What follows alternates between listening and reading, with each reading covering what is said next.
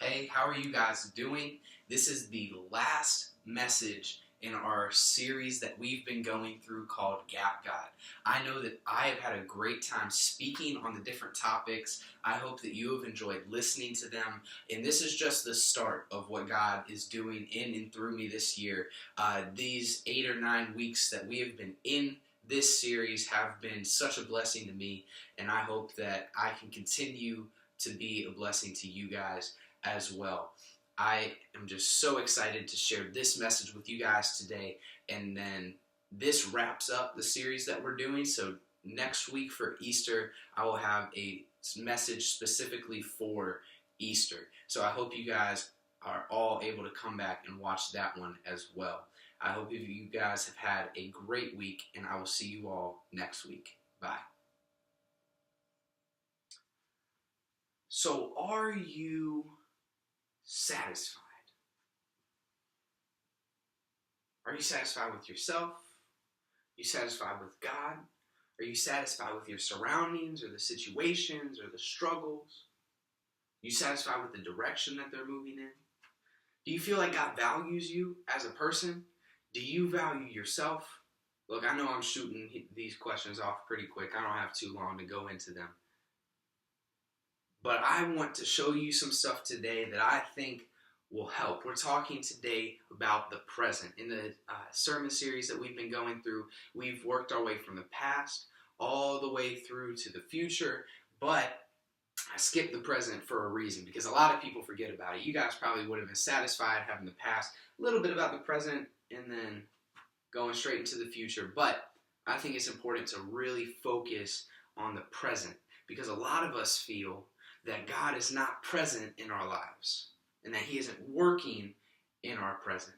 So I want to talk to you guys today about that. Flip to Jeremiah 23, verses 23 and 24 today. I'm going to read these 2 verses to you. Now, this is God speaking through the prophet Jeremiah and talking to the Israelites, and he has this to say: "Am I a God at hand, declares the Lord, and not a God far away? Can a man hide himself in secret places so that I cannot see him, declares the Lord? Do I not fill heaven and earth, declares the Lord?" There's 3 things I want to talk to us about today. The first one is hand. God is at hand. Now, what do your hands do? They control a lot of what's around you. For me, I'm a drummer, so there's a lot of things that I do with my hand, and I'm in the drum line. I've been in drum line since I was a freshman in high school, and I play what's called the tenors, which, if you don't know what those are, that's a set of 6 drums. Sometimes 5, sometimes 6, but I play the set of 6. And so we're out there, we're doing a lot with our hands, working with our forearms, our wrists, our fingers, doing all this crazy stuff, doing crossovers, doing crazy stuff. So I do a lot with my hands. Maybe you don't drum, maybe you don't play guitar or anything like that is really hand heavy, but there's things that you do with your hands, whether that's writing down something on paper or typing. There are things that you do with your hands, and what you do with your hands determines a lot about what happens, but then also what's in your hands is very important. What's in your hands today? Is it a relationship? Is it a goal that you have? Maybe it's the job that you're dealing with right now. Maybe it's the family that you have and that you are caring for them. Maybe your mom is sick and her care is in your hands, and you've got to take care of her like she cared for you as a child. What's in your hands today? Did you know that God is in our hands too? Not in our hands as in we control God, but God is at hand. God's present is at hand. God is present in our lives. If God made it, then He's in it. If God made this earth, then He's in the earth. If God made you, then He's in you. He is at your hands. Like I said, not for you to control, but for you to use. Because God wants you to use His power, wants you to use His provision, wants you to use His promise in His life to glorify Him, doing the things that only He can do.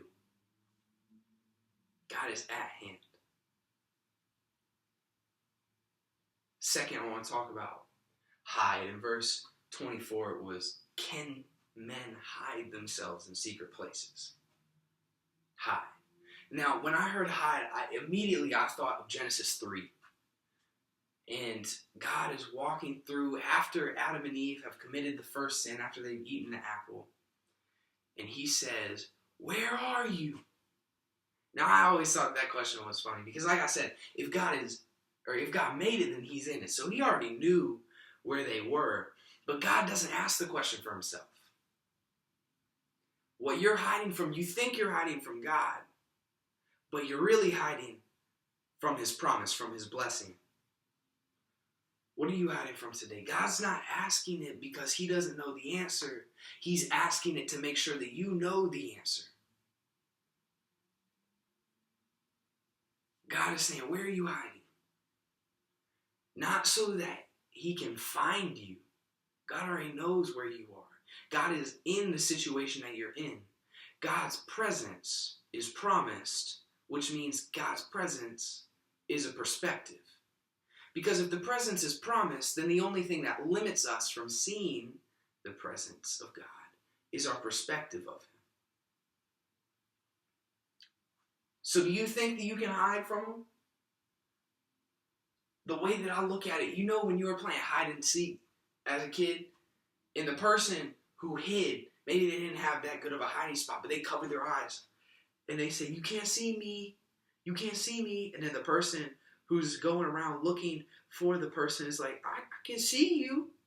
But you're like, I can't see you, so you can't see me.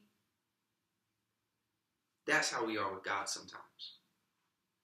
We have that, I can't see you, so you can't see me mindset. We're covering our eyes. We're closing our eyes from God's presence in our lives. God doesn't ask the question because he doesn't know where we are. God asks the question because he needs to make sure that you know that you're lost without him. Where are you hiding? You need to make sure that you know that you're hiding and that you're lost without God. He doesn't ask that for himself. So God is at hand, and we hide from God. Hand and hide is what we've talked about. Next, I want to talk about, flip to Matthew 5, verse 6. It's a Sermon on the Mount. It's the first major sermon that Jesus ever preached in his ministry.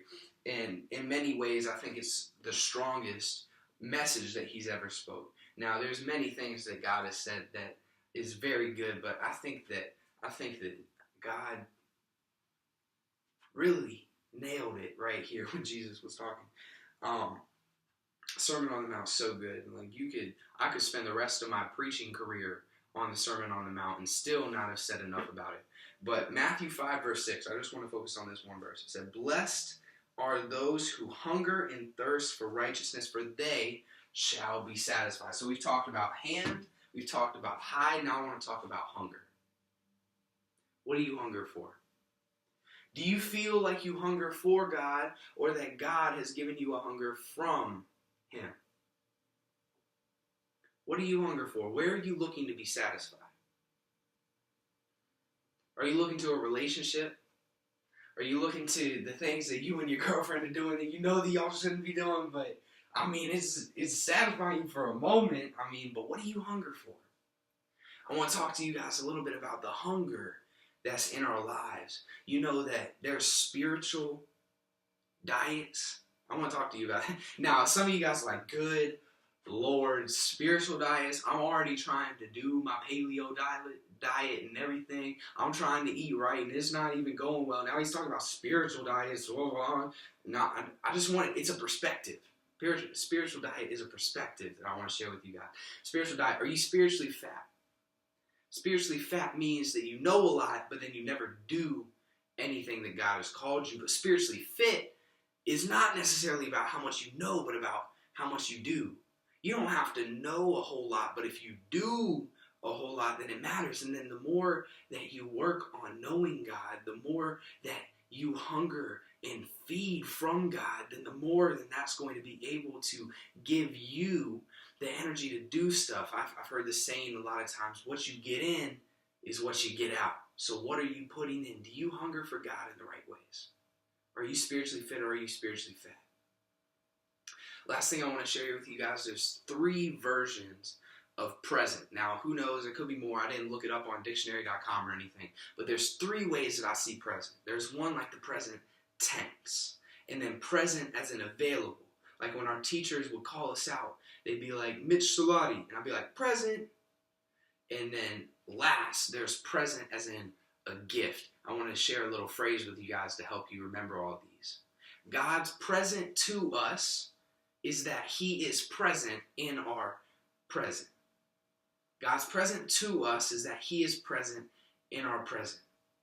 I hope you guys enjoyed this today, and I hope that it spoke to you. I hope you guys have a great week. I have a brand new Easter message coming next week that I've been working on for a while. I hope you've enjoyed this series that we've gone through. I know I have. Spoke a lot to me, and I've learned a lot myself.